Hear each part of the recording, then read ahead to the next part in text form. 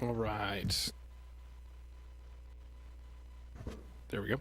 Good evening and welcome to this Tuesday, November 1st, 2022 meeting of the Raymore Planning and Zoning Commission. Please rise for the Pledge of Allegiance.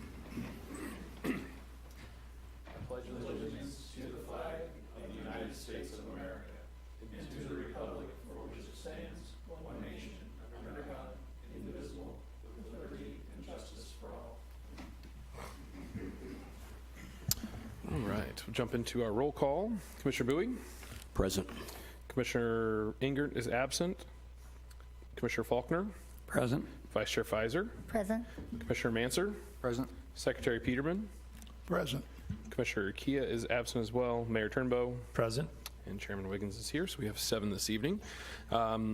We have no personal appearances scheduled for this evening, so we'll move into item 5, the consent agenda, which has one item, approval of minutes from the October 4, 2022 meeting. Entertain a motion to dispose or discuss that item, please. Mr. Chair, Yes, sir. I move we accept the consent agenda. Second. Motion by Commissioner Faulkner, second by Commissioner Bowie. Any discussion of the item? Seeing none, all in favor? That's 6, oppose, and abstain. 601, that does pass, and thank you very much. Item 6, unfinished business, there is none tonight. Moving us into item 7, new business. We have 3 items tonight, the first of which is the election of officers. Do we turn that over to staff, or would you like us to proceed through some sort of? Sure. No, good evening, and tonight you have in front of you election of officers every year in the first meeting of November per the rules of procedure for the Planning and Zoning Commission. This election is to take place, and so the current slate of officers right now, Chairman Wiggins, Vice Chair Fizer, and Secretary Peterman. Staff would just ask or request that either the same slate go forward or individually, depending upon how you all would like to proceed, but ultimately make those election of officers tonight. Thank you, sir. Anybody? Yes, sir. Mr. Chair. Yes, Mr. Mayor. I would make a motion that we retain existing officers in the positions for another year. Second. I have a motion by Mayor Turnbow and second by Commissioner Faulkner to retain officers again for this next year. Any discussion of the item? Do those officers acknowledge and accept that nomination? Vice Chair Fizer? Secretary Peterman? And I would also as well. Thank you. Any discussion of the item? If not, all in favor? Seeing all hands, it does raise 7-0. Thank you very much. Appreciate the confidence. We'll move on to our next item tonight, item B. It's the 2023 meeting calendar. Once again, staff. Sure. Thanks, sir. Every year as well, we also go through the approval of the calendar for the 2023. In this case, this helps staff when applications come forward, and essentially we set deadlines, and those deadlines also lead to notification in the paper and good neighbor meetings, and then obviously city council that correlates with those dates. So staff has come up with these and recommend approval for this. Thank you, sir. Do any members of the commission have any questions or concerns regarding the calendar as presented? Yeah, Mr. Chair. Yes, sir. Just quick question right here. The top row there where it says Planning Commission meeting date, across the top there, residential preliminary plat, annexation, rezoning, et cetera. What was the, help me kind of as I go through this. I glanced at it earlier this weekend, and can you just help me real quick about that very top line real quick? So that ultimately, it makes it easier for a developer or applicant to read, just knowing that depending upon the application they're filing, it helps them be able to follow what date they need to hit. Okay. And normally, by the time we get to the pre-app, we're pretty aware of how close they are to submitting and just talking through those. But that's in case they can't make a phone call, or it's just a quick reference point. Okay, I just want to make sure I was reading it right. Sure. You're kind of outlining for potential applicants what they should be doing in what order and so forth at the top. Exactly. Okay, thank you. Good question. Any other questions or comments regarding the calendar? A quick question. Yes, sir, Mr. So Manser. the left column here, the Planning Commission meeting date, I see that the July 4th row is mainly, deleted, except we do have a July 4th meeting scheduled. So, I guess in all fairness, to try and, keep you from coming into the planning commission for the 4th, we pretty much gave that off to you just because it lands on the 4th of July for the first Tuesday. But we wanted to go ahead and keep those city council meetings because those still will occur. So it's just, it pretty much blankets out that anything for P and Z for the 4th. So any potential applicant that comes in, they just know that it's either going to be the meeting before that or the meeting after, because we're not going to make you come in on a holiday. So on that line, it does say no first Tuesday meeting in July, so that would apply to, yeah. I see that, but then I see the Yeah. July 4th. Gotcha. meeting day. We just wanted to show it to say, hey, we acknowledge that there is a first Tuesday in July, but that we will not be present. Okay, perfect. And if I could add, because that was actually a last-minute thing that we realized we did not include originally. The reason we kept the city council dates is there would be applications that could be filed that would not come to P&Z but would go straight to city council. So the reason you see the city council dates on the far right-hand side is that there are some applications that don't require any recommendations from P&Z but could still be on a schedule that would coincide with other meeting dates in that schedule. Thank you, guys. Any final questions? Final question. Yes, sir. You guys are going to update and give us an update of the roster and so forth, or no? Sometimes that comes with this. So I watched last year's meeting and saw that this question was asked. I actually talked to Ms. Hill, our city clerk, and all that information actually is online. And so if you need specific information that maybe it does not get outlined by the online form, just ask. We can get you the information. Any more? All right. So for this item, I suppose we need to have a motion to vote on. Very good. I would entertain a motion to dispose of this item, please. Mr. Chair, Yes, sir, Mr. Mayor. I would make a motion that we approve and accept the 2023 meeting and deadlines schedule as proposed by staff. Second. I have a motion by Mayor Turnbow, second by Commissioner Faulkner to approve and accept the 2023 meetings and deadlines calendar as presented. Any discussion on the topic, please? All right, all in favor? Seeing all hands raised, that will pass unanimously, 7-0. Thank you. We'll move on to our last item of new business tonight, which is case 22026, Starbucks, site plan 1631 West Foxwood Drive. And at this point, I would ask the applicant to please come forward and present your case.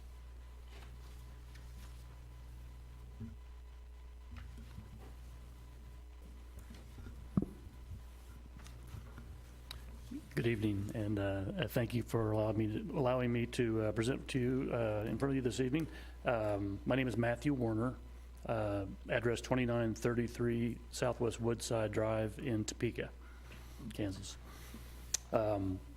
First of all, I'd like to say that, well, like I said, thank you, and wanted to let you know that Starbucks is excited to come to Raymore in this location, and we have been working with staff over the last 3 months. I think our pre-con meeting was, pre-app meeting was back in July, so staff's been really good to work with over the last few months, and really appreciate that.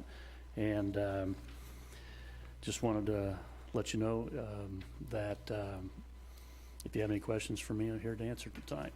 So. Thank you, sir. Any members of the commission have any questions for the applicant at this time before we go into a staff report? Thank you, sir. All right, thank you.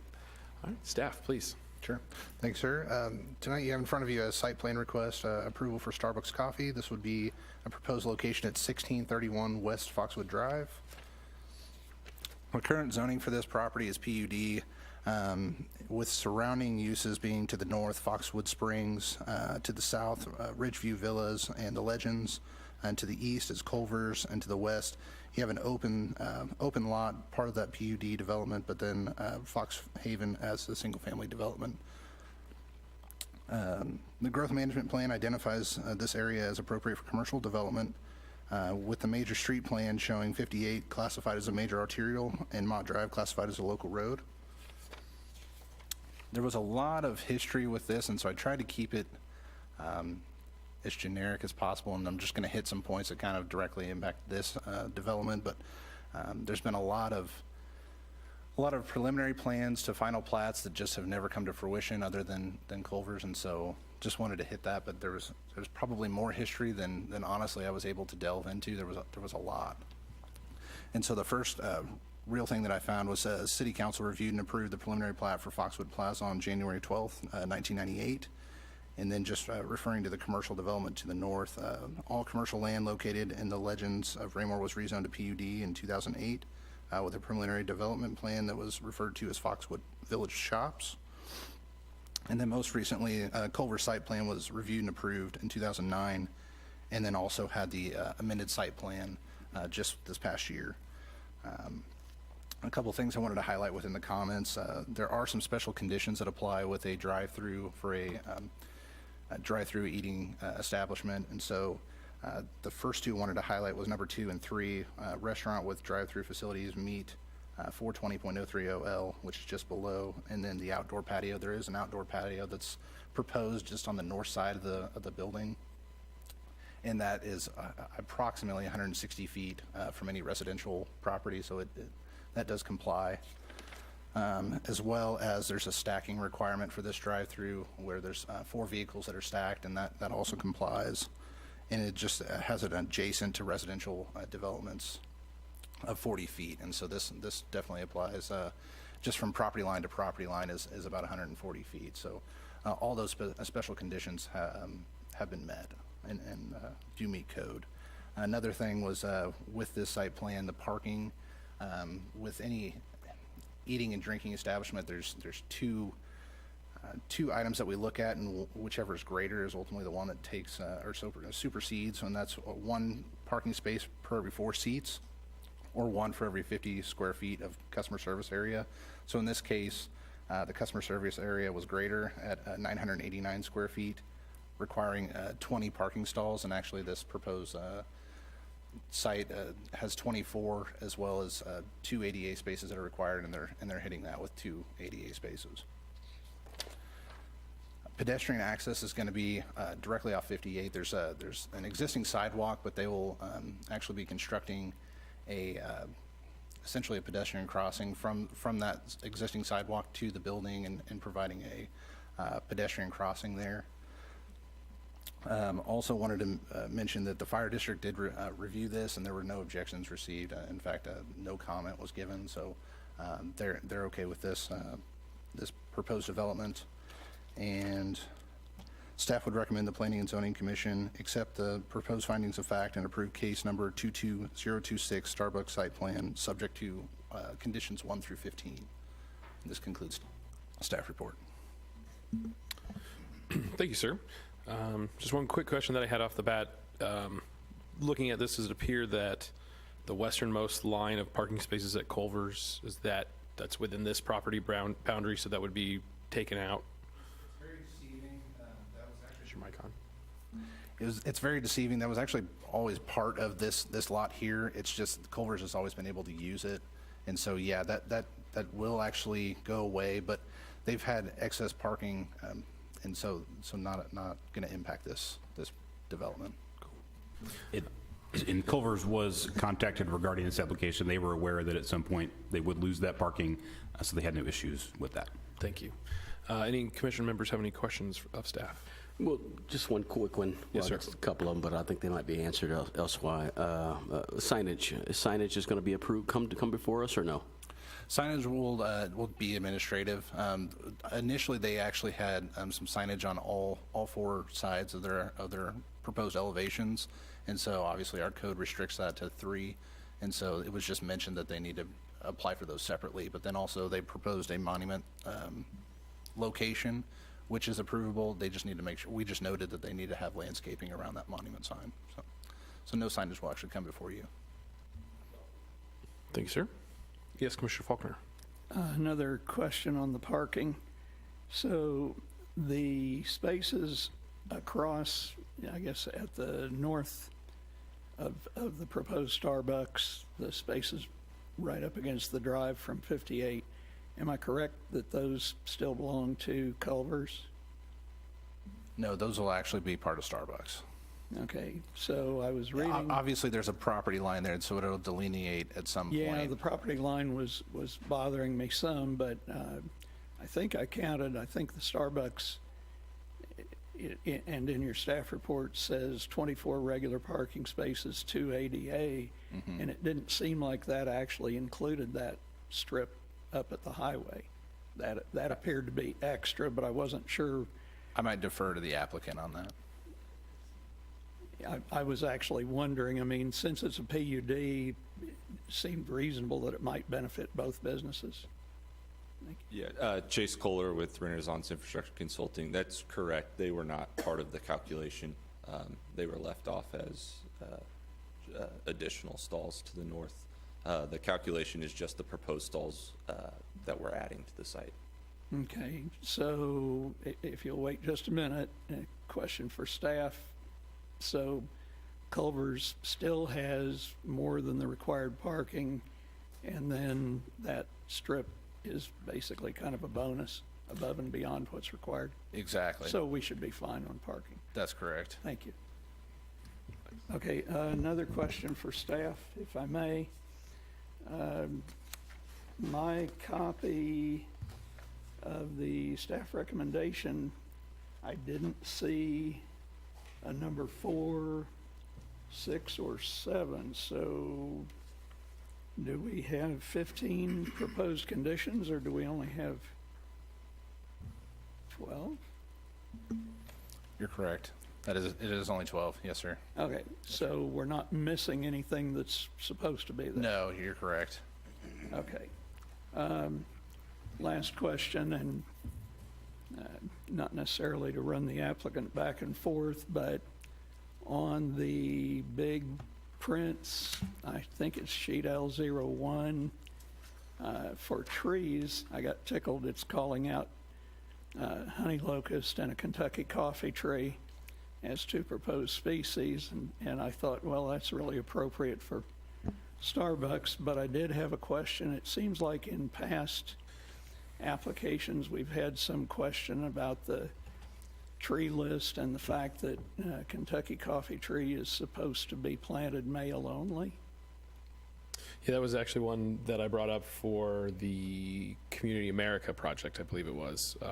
Yeah, there were a number of trees that were listed that were part of our tree guide for the city, that they were, Kentucky coffees were allowed, but yeah, it was either a certain species, because the other one was, I don't think it necessarily said it was prohibited, but it was highly discouraged to be put in. I don't remember if it was considered an invasive species or if it has some sort of, seeds or something that it drops that become a nuisance, but it is, or attracts birds, something to the effect, but it's not recommended for our city.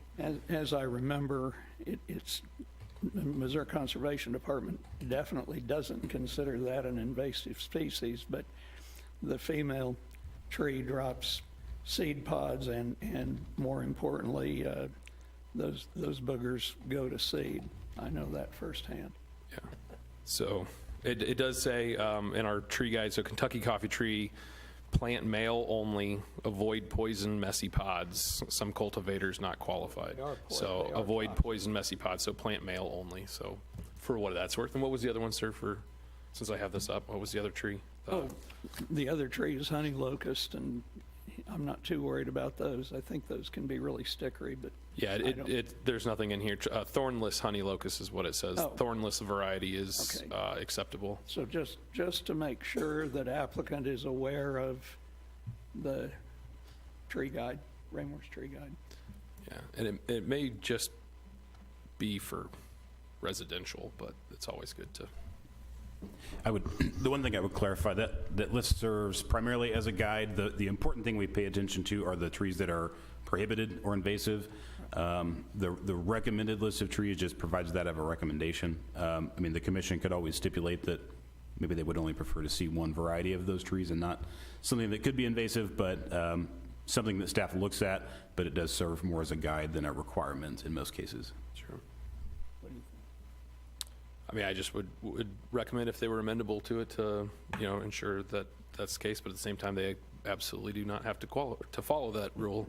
I think that most of it is the qualified trees is for, front yard, side yard requirements for residential development, but at the same time, somebody took the effort to put together this 14-page document, so it probably serves some value.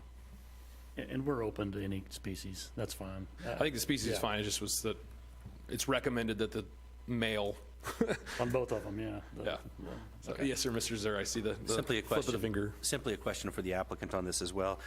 There is, have you had the opportunity to review the the staff recommendations as well as the conditions? And is the applicant in agreement with the 12, what's been numbered as 15 staff recommendations and conditions for approval? Yes, we're in agreement. Very good. Thank you, sir. Any additional questions or comments for staff or the applicant? Yes, Vice Chair Pfizer.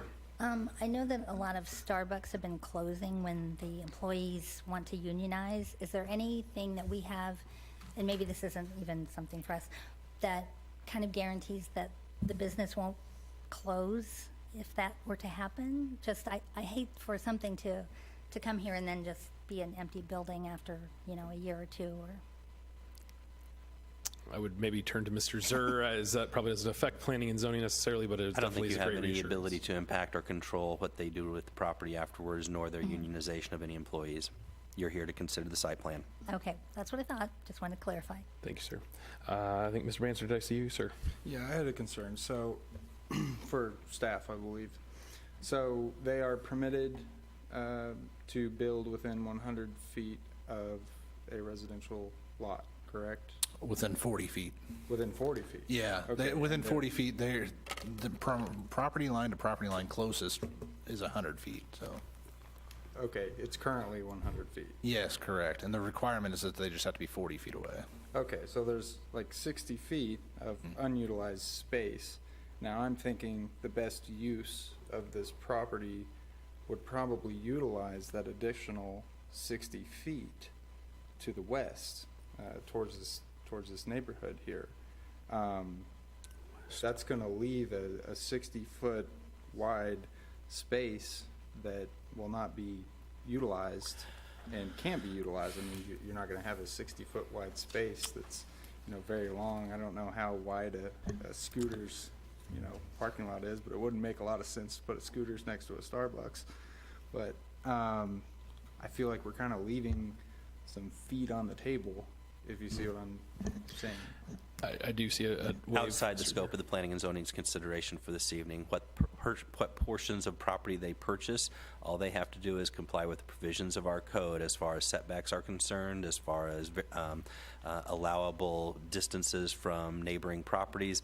That's all they have for consideration. The landowner at that location that is left with the 60-foot remnant is going to have the problem of dealing with what is marketable for that particular location moving forward. Okay, Had he wanted to sell it in bulk, he could have sold it in bulk, or she. They did not sell it in bulk. They've sold it or contingently sold it based upon the site plan that's being submitted to you for consideration this evening. And I'll just make a quick note, and I think staff might have an additional note. I did notice the other day as I was driving by, it looked like maybe some sort of geotech surveying or something was going on at the location, but within that 60-foot, there is a pretty substantial 10 or 12-foot drop-off.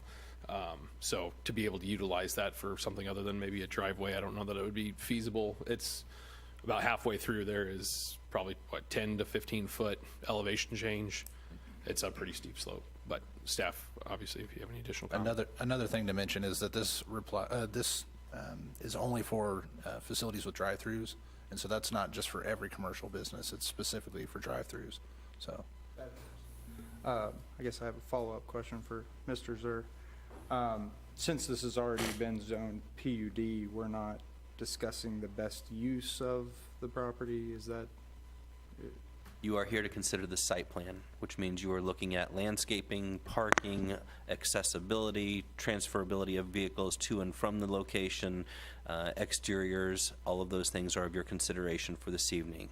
Whether or not it's an appropriate zoning or not is not your consideration. Thank you.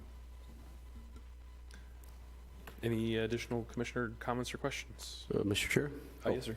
I was going to make a motion. You were, I was just going to comment that I actually, the continuity of the site plan, I think, is very attractive, the way they have it lined up with the existing entrance and exit for the free flow of traffic, coming from my prior background, free flow of traffic to both, service both sides. So I will be voting in the affirmative, but the it does appear that they've utilized the traffic patterns to the best of their ability, and the whole thing fits my eye very, very, very well. So anyway, just a comment.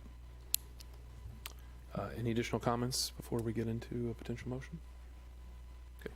Mr. Bowie, I think since you were prepared. Mr. Chair, I'd like to make a motion that Planning and Zoning Commission accept the staff proposed finding of facts and approve case number 22026 for Starbucks site plan, subject to the following 12 conditions outlined as 1 through 15. Do we I have would a second? second. Yeah. Thank you, Sorry. Mr. Mayor. So I have a motion by Commissioner Bowie, second by Mayor Turnbow to accept the staff proposed findings of fact and approve case number 22026 Starbucks site plan, subject to the 12 conditions outlined that are listed as 1 through 15, but are in fact 12. Any further discussion of the topic? All in favor? Passed unanimously, 7-0. Thank you guys very much. And that will then conclude our new business for this evening. Thank you for the applicant for your time this evening.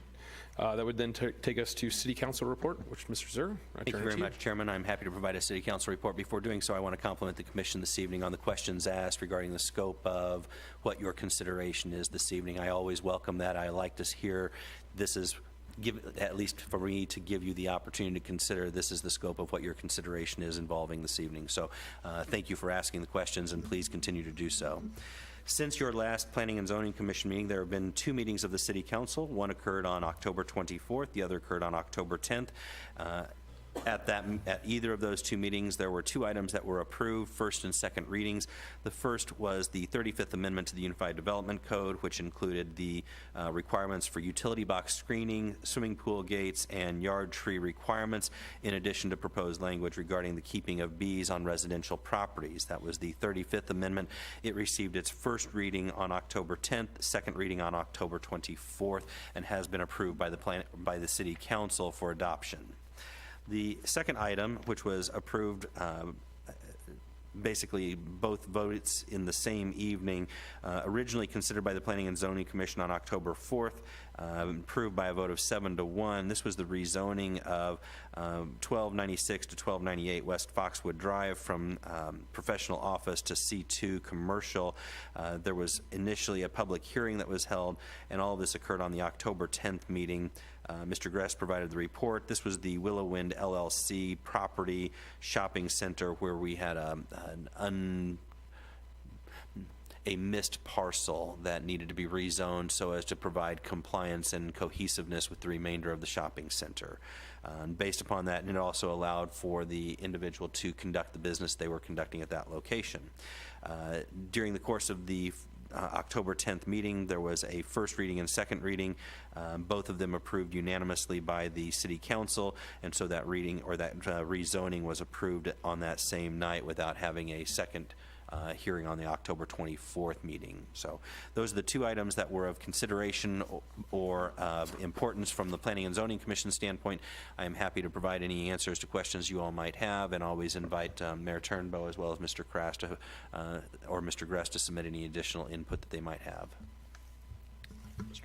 That would conclude my City Council report. Thank you. Any commissioners have any questions of Mr. Zer or Mr. Turnbow? Very good. Go to development staff next, please. Sure.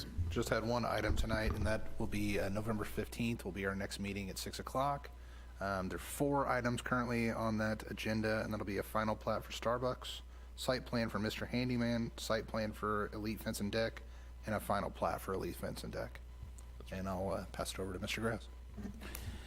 I wanted to, not only is today November 1st, but it marks the beginning of a new fiscal year, which means yesterday was the end of a fiscal year for the city. So I wanted to provide for the department just some statistics. A lot of activity happened over the last 12 months.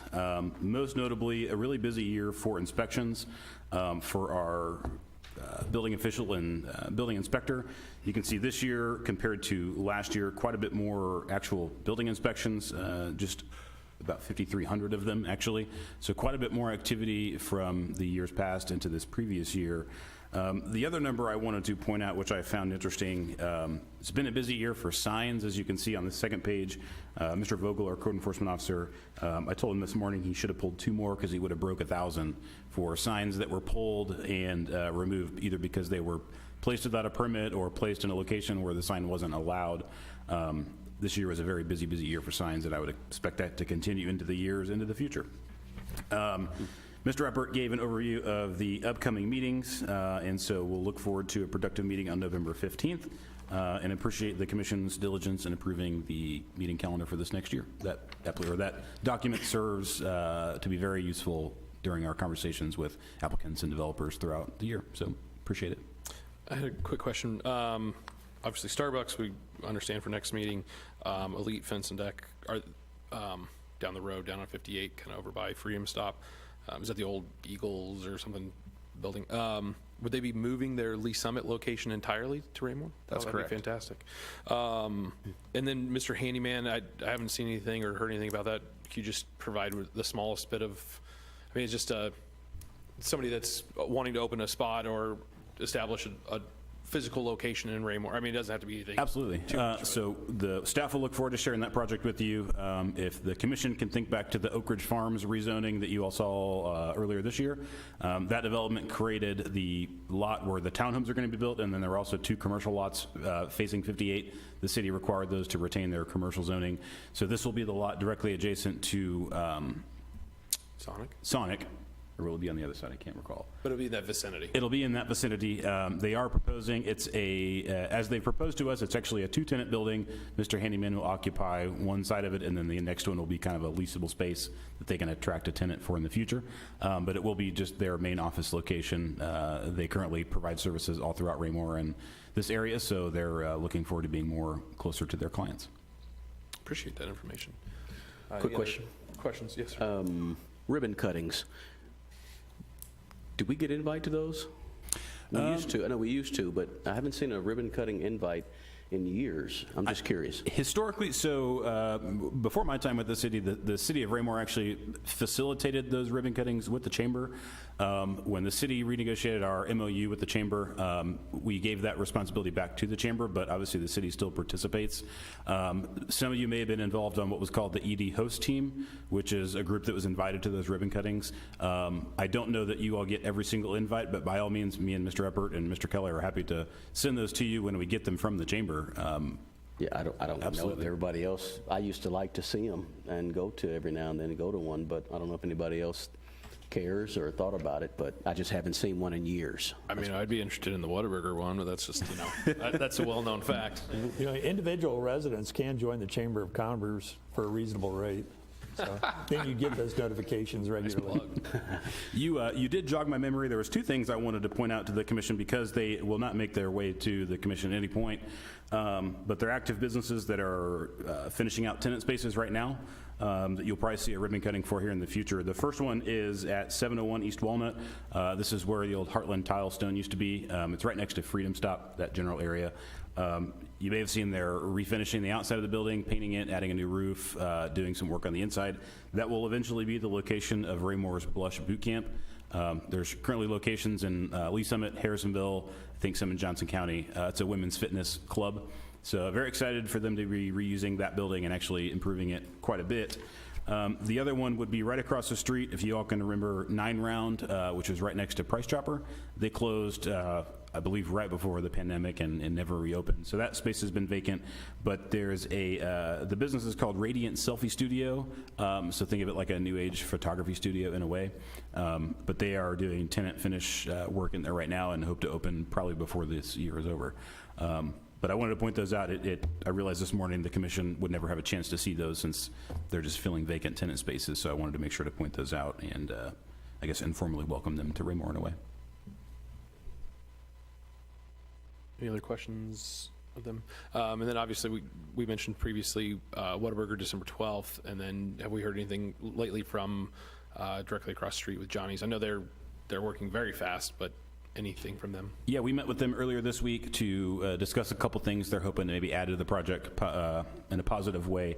The building will likely be complete towards the end of November, but they are choosing not to hire staff over the holidays, typically because they can't start till after the first of the year anyway. So the ownership group indicated they would probably start hiring and opening the first couple weeks of January of this coming year. Wonderful. Did I hear you say the 12th on the Whataburger? December 12th, correct? December 12th. Okay, thank you. Yeah. All right. Anything from Public Works? No? All right. That will conclude staff reports for this evening. Takes us to public comment. I don't see anybody in the room, but if anybody's in the hallways, we would welcome you to come forward with public comment.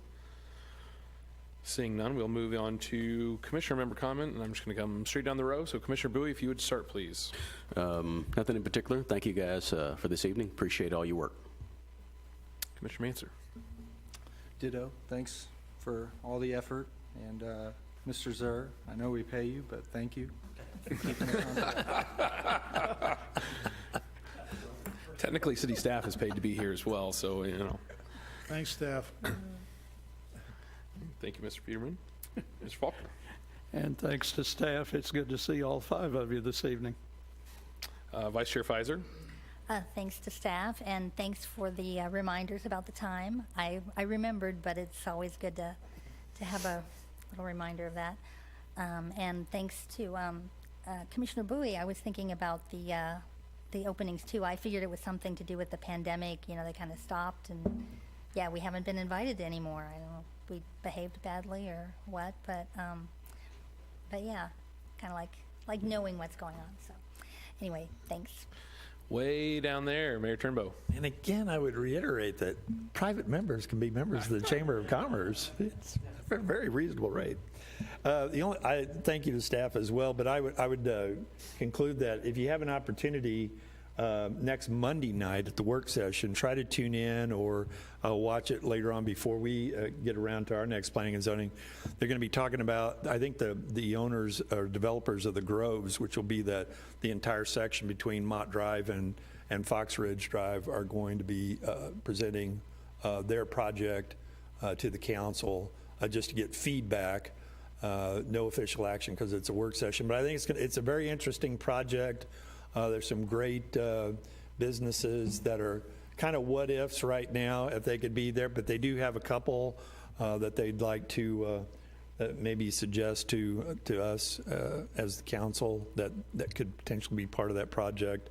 But the overall project is very attractive. As you know, they've already reached out to the HOA at Eagles, at the Eagles Glen, and which was received very well, actually, by those residents. So I think they've got a great product that they're going to be showing us. So, but it's always great for you guys to kind of know about it before we get in here, and or the paperwork hits our desk, and we have to study it a little more. You kind of want to hear it from them firsthand. So if you get a chance, I'm not going to be here, but I am going to try to phone in so I can listen to the meeting myself.